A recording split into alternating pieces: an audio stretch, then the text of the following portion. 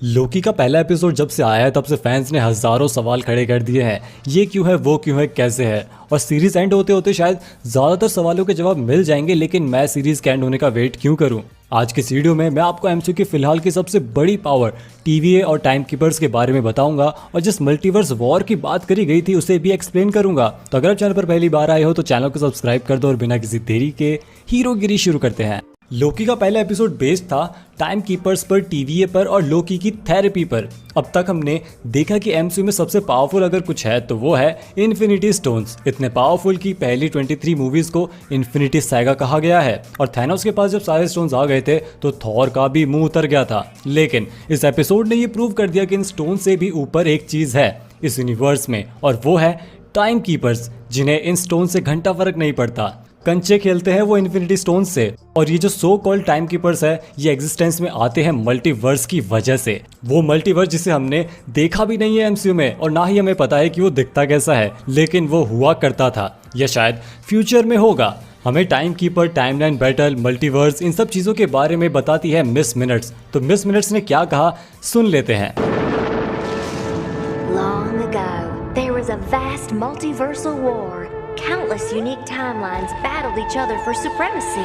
Miss minutes का कहना है कि ऑलरेडी ही मल्टीपल टाइमलाइंस एग्जिस्ट करती थी, यानी कि मल्टीवर्स हमेशा से एग्जिस्ट करता था। जैसा कि वोंग ने बताया इन्फिनिटी वॉर में कि एक एक्सप्लोजन हुआ और फिर इन्फिनिटी स्टोन्स बने, दुनिया बनी। उसी तरह से मिस मिनट्स का कहना है कि मल्टीपल टाइमलाइंस नेचुरली प्रेजेंट थी, किसी ने उन्हें बनाया नहीं था। और जैसे ही कोई छोटी सी भी हरकत होती थी एक न्यू टाइमलाइन बन जाती थी।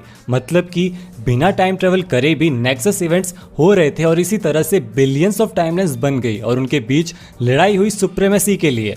फिर न जाने कहां से टाइम कीपर्स नाम के 3 बंदे प्रकट होते हैं और कहते हैं हम एक टाइमलाइन बना रहे हैं, बाकी भाड़ में जाओ। तो टाइम कीपर्स है टीवीए के गॉड, जो खुद को सबसे समझदार समझते हैं, जिन्हें सही गलत सब कुछ पता है और वो जो करते हैं वो सही होता है, ऐसा वो प्रिटेंड करते हैं।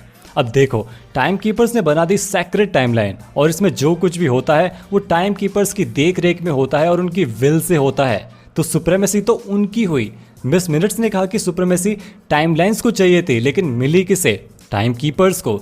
तो क्या ये सब एक मनगढ़ंत कहानी है कि ऐसा कुछ वॉर हुआ था और टाइम कीपर्स ने वॉर से बचा लिया और दुनिया का भला किया, या फिर टाइम कीपर्स वो थे जिन्हें सुप्रीमेसी चाहिए थी और वो ऐसा प्रिटेंड करते हैं कि उन्होंने सबकी भलाई करी, बल्कि असल में वो सब कुछ कंट्रोल कर रहे हैं। हो सकता है जो मल्टीवर्सल वॉर की बात हुई हो वो सच हो और उसमें जीत हुई हो टाइम कीपर्स की, और अब वो दूसरों को झूठी कहानी बता रहे हैं। चलो थोड़ा कॉमिक्स को डिस्कस कर लेते हैं कि आखिर इनका क्या सीन है। तो 1979 में पहली बार टाइम कीपर्स को इंट्रोड्यूस करवाया गया था थॉर की कॉमिक सीरीज में।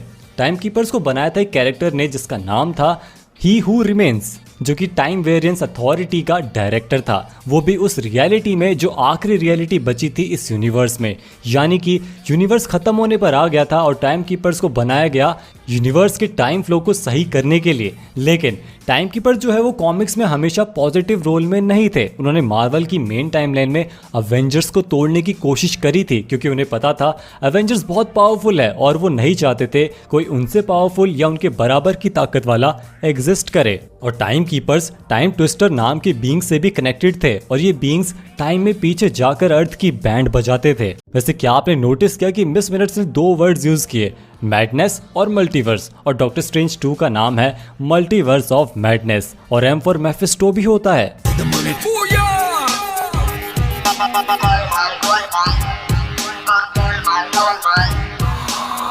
साले हरामी। अरे भाई को बताया नहीं कि भाई संजय दत्त लगता है यार। वैसे टाइम कीपर जो है वो कौन है ये सीक्रेट है, कोई उनसे मिला नहीं सिवाय कुछ लोगों के। मोबियस भी उनसे नहीं मिला, लेकिन रेवोना रेंसलेयर टाइम कीपर से डायरेक्ट कांटेक्ट में है। क्यों भाई, क्या ये सब एक इल्यूजन है और रेवोना और टाइम कीपर्स मिलकर कुछ बड़ा प्लान कर रहे हैं, या फिर टाइम कीपर्स अब एग्जिस्ट ही नहीं करते और रेवोना जैसे तैसे उनका छोड़ा हुआ काम संभाल रही है? ये जो टीवी का हेडक्वार्टर है यहाँ इन्फिनिटी स्टोन्स काम नहीं करते।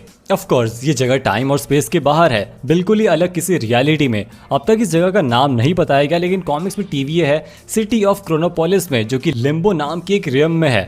और लेम्बो जो है वो डायरेक्टली कनेक्टेड है एमसीयू के next big villain Kang the conqueror से। और कैंग द कॉन्करर जो है वो कॉमिक्स में रेवोना रेंसलेयर से प्रेम करता था। समझ रहे हो? आप क्रोनोलॉजी समझ लीजिए कैसे सारी चीजें आपस में कनेक्टेड है। और ये जो सिटी ऑफ क्रोनोपोलिस है, इससे कुछ फैंस ने एंटमैन एंड द वेस्प में इस क्वांटम रेम में स्पॉट भी कर लिया था।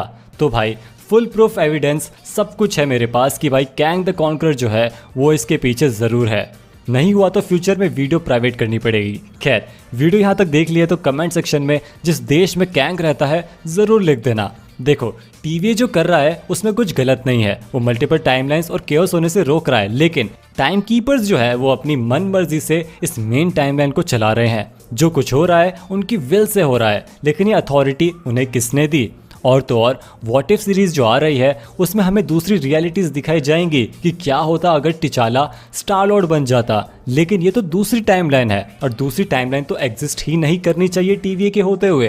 तो क्या पता ये जो एनिमेशन हमें दिखाया गया था ये सिर्फ एक ढोंग है और असल कहानी कुछ और ही चल रही है। तो आपको क्या लगता है कमेंट सेक्शन में ज़रूर बताना। वीडियो अच्छी लगी हो तो लाइक और शेयर कर दो और हाँ, चैनल को सब्सक्राइब के बिना कोई नहीं जाएगा। मिलते हैं अगली वीडियो में।